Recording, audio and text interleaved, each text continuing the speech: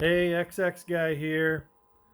I just got a new PDM60. I'm going to put it on my Super Tenere, and here's why. See that down there? These were electrical connections, extended battery leads. So you just put some stuff on there. They got a 40 amp fuse in there, but I just started getting some larger things, and then some of these had the big rubber pieces, so I couldn't snap the caps on them anymore. I'm like, you know what? I just want to clean all this up and take care of it. So I just got this in the mail, a PDM60 by Rowe Electronics, a power distribution module. You can have up to 6 circuits. I go on the computer, I can change the amperage of the circuits. So, and I will do that. I can customize it. I have some 7.5 and 5 and 15, but this is how it comes packaged. And here's your PDM60 right here. And how this works is you got a trigger wire. There's you should just go on and look at it if you're interested. But here's 6 circuits. If one of them, you can have keyed power, or you can have unkeyed power. And I've been getting a battery drain on this. It could be my power source there. This shuts off automatically when it gets down below 13 volts on the battery. And it could be a couple other things I have on this bike. But right now I've got the side covers off, and I'll be putting this on, and I'll be explaining it as I go. Okay, so let's see what you really get in the package. You get your power distribution module, that's all solid state. You connect this to your battery, and then it's got a ground wire that you connect. You connect all your ground leads to this. So I guess you go straight to the battery and then connect them all on this, and that simplifies things. They also give you posi taps in the kit, with one red one, which would be for your trigger wire. You need to tap into a wire, so if you want keyed power, it turns the key on, powers up that wire. This is your posi tap to tap into it. Then these are to connect the 6 leads. Except I will not be doing that. I kind of like this on a motorcycle. I put my wires in. I don't know if you've seen this. They're not too expensive. Put your wire in on either side. Get the right size, of course. And then that solder in the middle melts. The blue pieces are like glue, and it shrinks down on the wire, solders them together, and it's waterproof. And that's what I'll be doing instead of posi taps. So I'll use a heat gun. I got my stripper pieces there. They give you a nice sticker. And then here's what you plug in, USB into the computer, and then you have this you plug into the back of the PDM60. And if you download the program, and here is a quick start guide. And this is what the program looks like, and you just click and change your amperage ratings and whether you want it keyed or not keyed. So I've heard complaints on the internet, not real good customer service, or they couldn't use a program, but there's plenty on there saying you used it for years and everything was great. So I'm going to kind of sort my wiring a little bit, and we'll get to starting to connect. Okay, I'm going to cheat on here's your fuse box on a Super Tenere, and you can find keyed power. What I did, see this wire, it goes around back with a posi tap. You don't know if you can see that way back in there. There's a posi tap behind that wire. And I did that when I needed keyed power for a switch right here up on my, when I did the ABS delete mod. So I got keyed power wire coming off over here right to here. Now, some people, you know, I would expect a lot of you know this, but if you don't, how do you know if it's keyed power? You get a simple, cheap little test light. I've got a nicer one, but just for stuff like this will work wonderfully. This is always on the bike for troubleshooting. But you can stick it in there and touch that metal, and guess what? No light. Now, let me put some power on that. Turn the key on. Oh, now I've got light, and that's how you can tell. This has a sharp probe on it, right? So you can get in the back of connectors, or you can even push through plastic covering like that, but I really don't like to do that. All right, so that's how you can find keyed power. I found my keyed power because I wanted it convenient. I put a bullet connector on here. What I'm going to do is snip this off and put a Y bullet connector, or just put another one there and just have my keyed power wires snuck in. So I'm going to piggyback off this. That's the fuse for this stock accessory. It's 3 amp. I never use this for anything, so I'm not scared of using it for a trigger wire for the PDM60, and for a switch I hardly ever do, and when I do use that switch, it's just cutting the power, because that's just a trigger wire for my relay. All right, let's discuss some of the pros and cons of this PDM60. Some people think it's a con because, see that red wire? That's got to connect to the battery, right? And it's not very long. But since this is waterproof, you can put it almost anywhere on your bike. And the other thing is, you can see you got the black ground wire on the left. You got your ignition trigger wire. That's what I'm going to connect my bullet connector to. And then you've got circuit 1, 2, circuit 3, the yellow, 4, the orange, 5 is the brown, 6. And then the blue one is something I'm not going to really use. But let's see if I can get that. That's a ground trigger. I'm not going to use that. I don't want to go that complicated. And I'm using this. Okay, here's one of the other cons that I've read about. You do not want to put something through this that needs constant power, such as the SAE connector right here for a battery lead charger. And that's fine. I don't mind having that separate.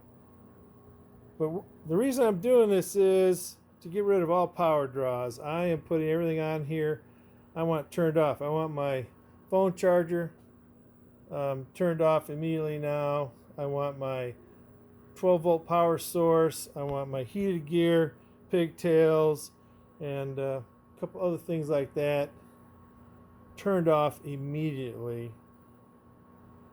I don't want any power draws, because I've taken this Alaska, one of the things that got stuff, calcium chloride mixed in with that haul road gravel. So, you know, I went through this bike and there was a lot of little corrosion and bolts and nuts. So I'm getting rid of all that possibility of trouble. Another thing I did was, just recently, when I started digging through this mess, I hadn't dug through these wires for 2 years, 3 years.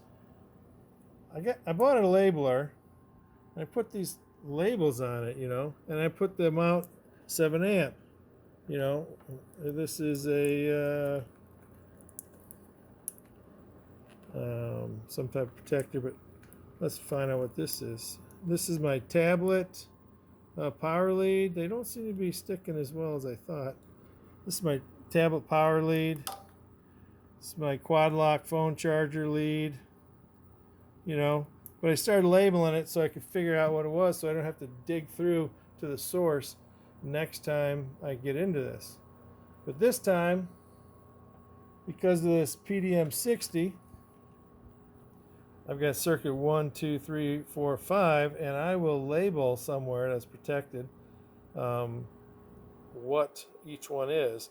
Now what's nice is if you get a short in this or it pops, you can turn your key off and turn it back on, and it resets the tripped, basically like circuit breaker in there.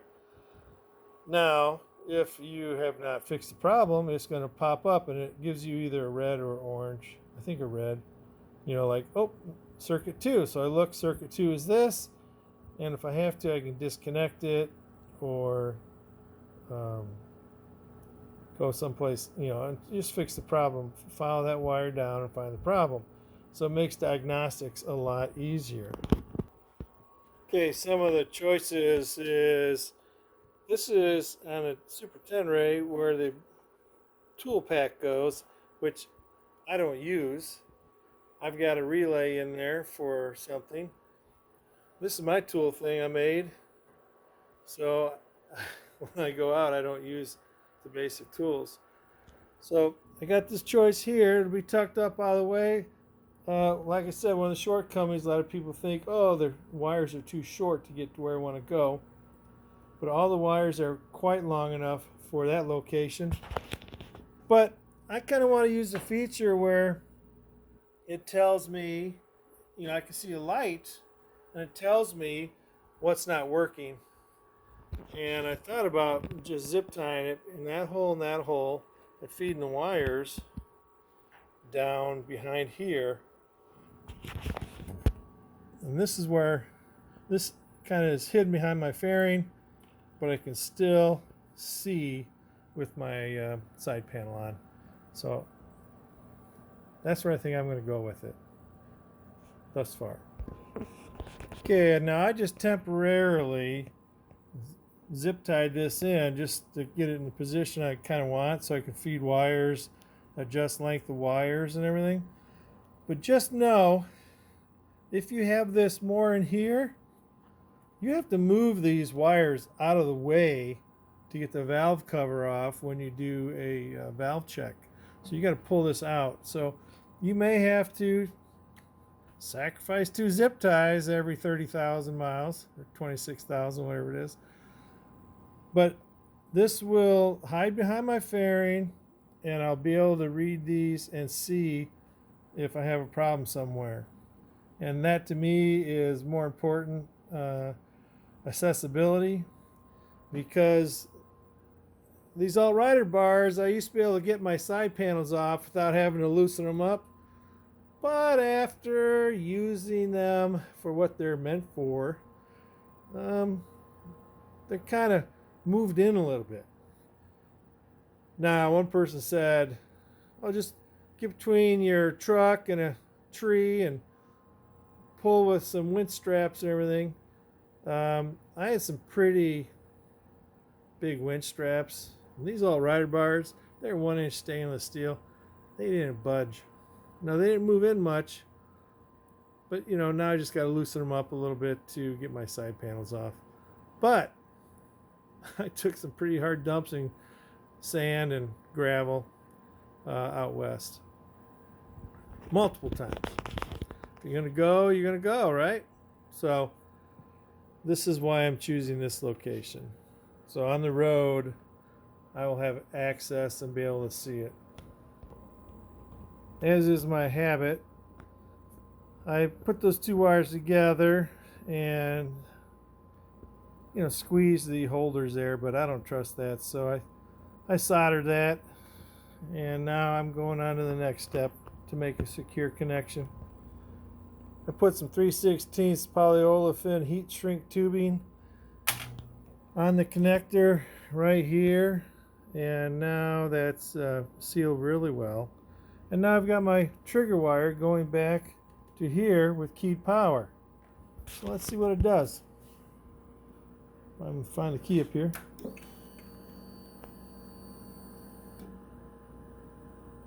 nothing's connected, so maybe I got to connect some stuff first. But we'll see. There, turn it off.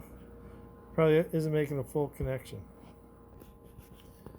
Okay, the hardest part of these things is getting those wires twisted together. You put them together loosely to where they fit within inside each, and then you start twisting the copper so it stays there. So now you can do this.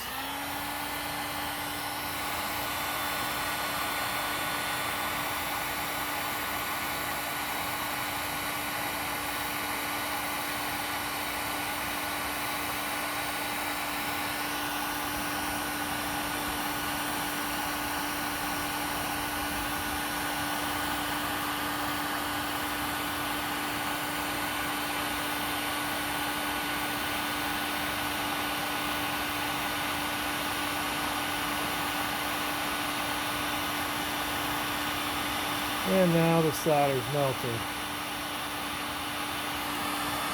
And it's squeezing in on there. That is why I do both ends first before I do the middle. Let's see, I don't know if you can see the solder melted in there. So, you got a pretty tough joint. I don't want to pull that right now. I'm going to let that cool off. And then I can maybe tug on it and show you. But that's my first circuit one. I got to write that down. I want that 10 amp. And I got plenty wire coming down here. I can stuff any extra wire back down here now. And I got it. I'm going to have all these coming up in this wiring loom right here. Okay, here's my 3 amp quad lock charger battery. And I've got that connected. I'm going to pull down my extra wire here. I do not want to pull on this until it's cooled off. But already, look at the amount of wiring I'm already taking off. This is my handlebar power source wire. A lot of length and fuse gone. Here's the what the heck? I pulled that off. That's my power source. This is the power source to those extended leads, neutral to the extended leads. So I'm already cleaning it up, and that's why I did this. And it's fairly easily done. That's all cool now. So I'll just pull this on down right here, and then tuck this wire down into there. There you go. Here's my ground wire. I got to connect all my grounds to coming out. Now circuit 3, on to the next one. Okay, here's circuit 3 for my heated gear. And hopefully you can see that has melted in there and shrunk down on that pretty good. So there's my 3 circuits. I got to program this. I'll just snip this, flip this over. I have a laptop, so I don't need to be right near my computer. So I'll do that, and I'll program these 3 correctly. I'll tuck this wire, and I'm going to get this ground wire next and tap into get all the grounds together. That's kind of what I like about this. This you can connect to any bolt on your engine. That should work, you know, because it's ground. And then this side here, you put all your let's get this focused.